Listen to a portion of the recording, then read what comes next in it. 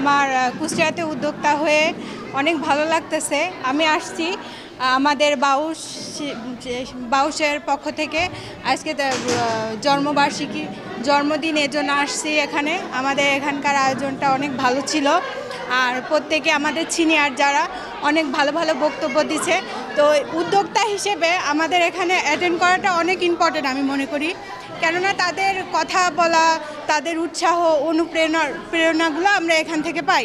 উদ্যোক্তা হিসাবে আমাদের এই প্রোগ্রামগুলো আমাদের লাইফে অনেক ভালো একটা উৎসাহ জাগায়।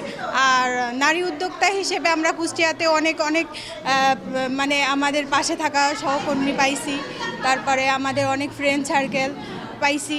এই কারণে আমাদের মানে ব্যবসায়ী ক্ষেত্রে অনেক উৎসাহ জাগায়। আমাদের আজকের আয়োজন মূলত অনলাইন প্ল্যাটফর্ম, সেখান থেকে আমরা অফলাইনে একটা মিলন মেলার আয়োজন করেছি। এখানে শুধু উদ্যোক্তা না, উদ্যোক্তার পাশাপাশি শুভাকাঙ্ক্ষী যারা আছে এবং কুষ্টিয়া শহরে অনেকে আছেন, তারা সবাই এখানে এসেছেন। যে আমরা বিভিন্ন নারী উদ্যোক্তা না, পুরুষ উদ্যোক্তারা কে কী কাজ করছে তাদের পরিচিতি তুলে ধরা হচ্ছে এখানে। এই একটা মানে মেসেজ সবার কাছে পৌঁছানোর জন্য এই একটা আয়োজন। আর নতুন উদ্যোক্তার উদ্দেশ্যে বলবো যে আমাদের আসলে উদ্যোক্তা হব বললে হওয়া যায় না, এটা মনের থেকে উঠে আসতে হয়। উদ্যোক্তা হতে গেলে প্রচুর ধৈর্য, তারপর মনের জোর, ইচ্ছা শক্তি থাকা লাগে, পারিবারিক সাপোর্টটা সব থেকে বেশি প্রয়োজন।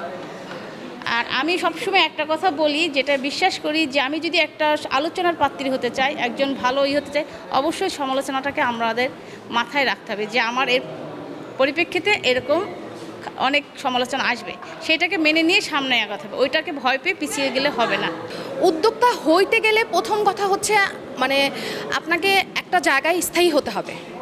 আপনাকে মানে ঠিক আগে প্রথম জিনিস ঠিক করতে হবে যে আপনি আসলে কি করতে চাচ্ছেন। আপনাকে একটা ডিসিশনে আসতে হবে যে আমি এইটাতে কিভাবে লেগে থাকবো। আপনি আজকে করলেন, কালকে করলেন, একদিন, 2 দিন, 3 দিন, এভাবে কিন্তু দিনের পর দিন আপনি হয়তো করছেন, আপনি হয়তো কোনো ফিডব্যাক পাচ্ছেন না, তখন কিন্তু হতাশ হওয়া যাবে না। হতাশ হলে আপনি কখনোই কোনো কিছু করতে পারবেন না। আপনি যখন আপনার বিজনেসটাকে যখন আপনি ভালোবেসে ধরে রাখার চেষ্টা করবেন, তখন সে আপনাকে একটা সময় ভালো কিছু দিবেই।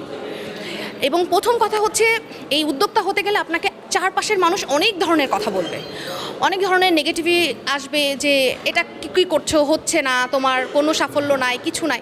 কিন্তু না, আমি মনে করি যে আপনাকে যদি আপনি নিজেকে স্থির করে আপনি যদি ওই বিজনেসটার উপরে লেগে থাকেন, তাহলে আপনি অবশ্যই কোনো মানে একটা যেই পর্যায়ে যেতে চান, আপনাকে আল্লাহ তাআলা ইচ্ছা থাকলে আপনি সেখানে যেতে পারবেন। আমার উদ্যোক্তাদের নিয়ে কিছু করা বা কিছু এই অনুষ্ঠান এরকম কিছু করা আমার অনেক দিনের ইচ্ছা।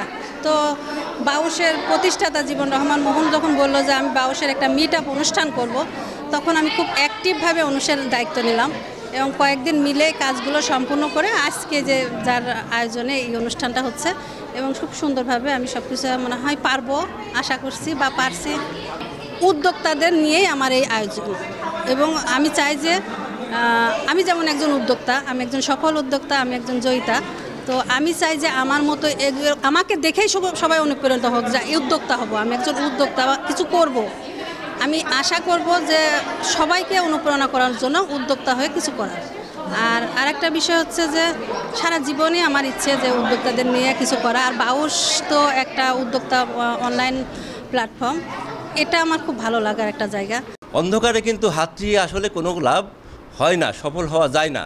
সুতরাং আলোর পথে আসতে হবে, তাকে পড়াশোনাও করতে হবে, তাকে বিভিন্ন আগেকার সফল উদ্যোক্তাদের তাদের ধ্যান ধারণা, তাদের কর্মকাণ্ড, এইগুলি কিন্তু তাকে ফলো করতে হবে। এটা যদি না করতে পারে তাহলে কিন্তু সফল উদ্যোক্তা হতে পারবে না। সর্বোপরি সাহস এবং ঝুঁকি গ্রহণের মন মানসিকতা, এটাই কিন্তু সবচেয়ে বড় ভূমিকা রাখবে একজন উদ্যোক্তার জন্য। অনেকে মনে করে আমার তো সম্পদ নেই, তাইলে আমি কেমনে ব্যাংক নেব। ধারণাটা ভুল। তার সম্পদ নেই, হয়তো তার মামার থাকতে পারে, অথবা তার কোনো গ্যারান্টর থাকতে পারে, তার কোনো ভালো গ্যারান্টর থাকতে পারে যিনি দায়িত্ব নিতে পারেন, যার আর্থিক সচ্ছলতা আছে। এরকম গ্যারান্টর দেখেও আমরা অনেক সময়ই ঋণ দিয়ে থাকি। এটুকু দিতে হবে কিন্তু তাকে। এভাবে ব্যাংক উদ্যোক্তার পাশে অবশ্যই দাঁড়াতে পারবে, এবং এরকম অনেক উদ্যোক্তা সফল হচ্ছেন। এই জীবন রহমান মোহন ভাইয়ের এই বন্ধন অটুট থাকে।